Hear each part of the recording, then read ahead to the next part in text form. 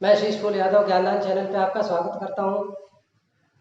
संस्कृत व्याकरण में संधि की चर्चा हम कर रहे थे, उसी कड़ी में आज हम स्वर संधि में अंतिम संधि प्रकृति भाव की चर्चा यहाँ पर करेंगे। पहले समझते हैं प्रकृति भाव क्या होता है। प्रकृति भाव का मतलब होता है जैसी स्थिति है वैसी की वैसी ही रहे, उसे हम प्रकृति कहते हैं, और वैसा होने के भाव को प्रकृति भाव कहते हैं। सीधी भाषा में हम समझ लें, जब दो वर्ण आपस में मिले और उनमें कोई भी संधि नहीं हो, उस कंडीशन को प्रकृति भाव कहते हैं। उसके तीन चार एक सूत्र हैं जिनकी सहायता से प्रकृति भाव होता है, उनको हम देख लेते हैं। सबसे पहले तो प्रग्रह्य संज्ञक जो शब्द होते हैं और प्लुत संज्ञक जो शब्द होते हैं, उनकी प्रकृति भाव होती है, उनके साथ किसी दूसरे वर्ण का या शब्दों का मेल नहीं होगा, संधि नहीं होगी। देखो पहला सूत्र है ईदु दे द्विवचनम प्रग्रह्यम। ये प्रग्रह्य संज्ञा करने वाला सूत्र है। किस किस की प्रग्रह्य करता है ये? ई, उ तथा ए। ई, उ, ए, एक मात्रा वाला ए जो होता है, ए एडी वाला ए, ये तो ऐसे शब्द जिनके अंत में ई, ध्यान रहे, बड़ी, उ बड़ा वाला, ए एडी वाला, सिर्फ ये तीन इसमें शामिल होंगे, इसके अलावा बाकी के शामिल नहीं होंगे। यदि किसी शब्द के आखिरी में ये मात्रा हो, दूसरी कंडीशन, वो शब्द द्विवचन का हो। पहली कंडीशन, उस शब्द के अंत में ई, उ या ए तीनों में से कोई सी एक मात्रा हो। दूसरी कंडीशन, वो शब्द द्विवचन का हो। तो ऐसी कंडीशन में उस पूरे शब्द की प्रग्रह्य संज्ञा होगी, और प्रग्रह्य संज्ञा होने से उसके साथ किसी भी दूसरे शब्द को जब लिखेंगे तो वहां जो वर्ण पास पास होंगे उनमें संधि का कार्य नहीं होगा। दूसरा, प्लुत प्रग्रह्य अचि नित्यम। जो प्लुत शब्द होते हैं, प्लुत शब्द का मतलब हो गया जब हम किसी को संबोधित करते हैं, आवाज लगाते हैं, ध्यान अपनी तरफ खींचते हैं, तो उस शब्द को आखिरी में हम थोड़ा लंबा खींच के ले जाते हैं, उसी का नाम प्लुत होता है। तीन मात्रा वाले शब्द स्वर को हम प्लुत कहते हैं। ऐसा शब्द जिसके आखिरी में स्वर हो, अच हो, और वो प्लुत हो, मतलब किसी को संबोधन किया गया हो, उसके पीछे तीन का निशान बना हुआ हो, सीधी भाषा में समझ लो, तो वो शब्द प्लुत है। और उस प्लुत शब्द की प्रग्रह्य संज्ञा होगी यदि उसके आखिरी में स्वर की मात्रा है।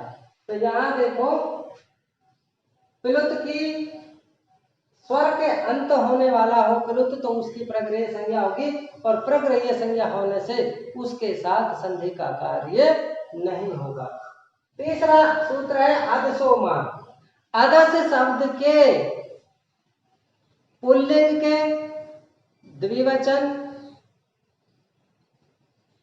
प्रथमा और द्वितीया के, और प्रथमा विभक्ति का बहुवचन ई से अंत वाला है, और स्त्रीलिंग और नपुंसक लिंग का द्विवचन ऊ से अंत वाला है।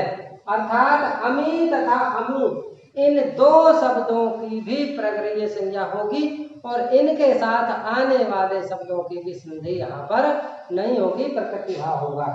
प्रग्रह्य संज्ञक वर्णों से प्रकृति भाव होता है, यानी जिन जिन की भी प्रग्रह्य संज्ञा होगी उन सब का प्रकृति भाव होगा।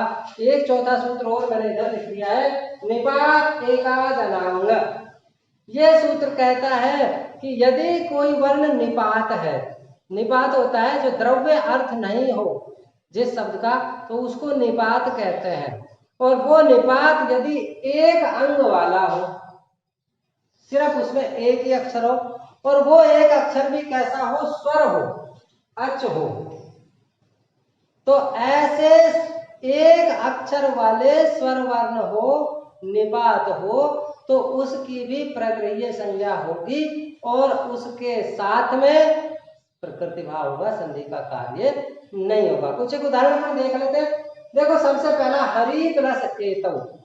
हरि शब्द यहाँ प्रथमा विभक्ति का द्विवचन, द्वितीय विभक्ति का द्विवचन है, इसका अर्थ होता है दो हरि। और यहाँ एतम माने ये दोनों, तो ये दोनों हरि इसका अर्थ होगा। और यहाँ द्विवचन है। दूसरी बात, यहाँ बड़ी ई की मात्रा है, ऐसी कंडीशन में यहाँ संधि कार्य नहीं होगा और ये होगा प्रकृति भाव। हरि प्लस एतम, तो प्लस को हटा दो, संधि कार्य हो गया, बस यही संधि है, यही प्रकृति भाव है।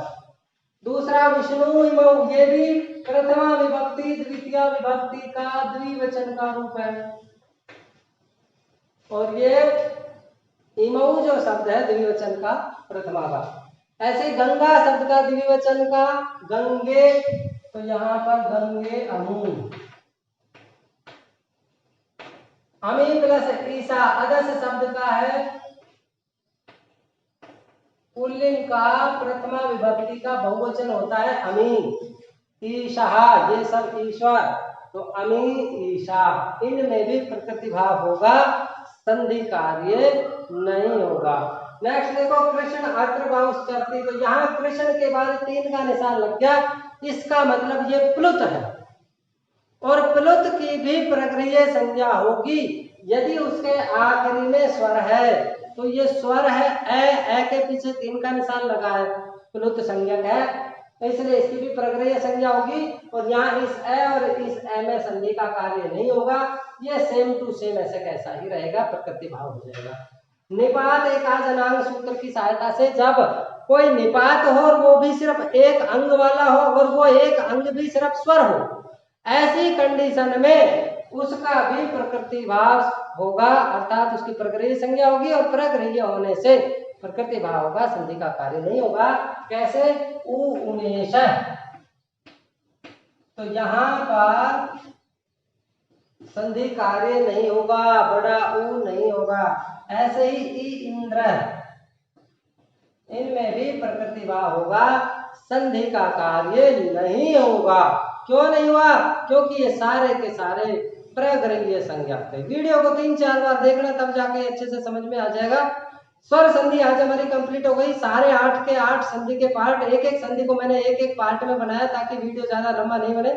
30 मिनट से ज्यादा किसी भी वीडियो को मैंने कोशिश करी है नहीं खींचा है, ताकि आप उसको थोड़ा थोड़ा करके बार बार रिपीट करके देख सके और अच्छे से समझ सके।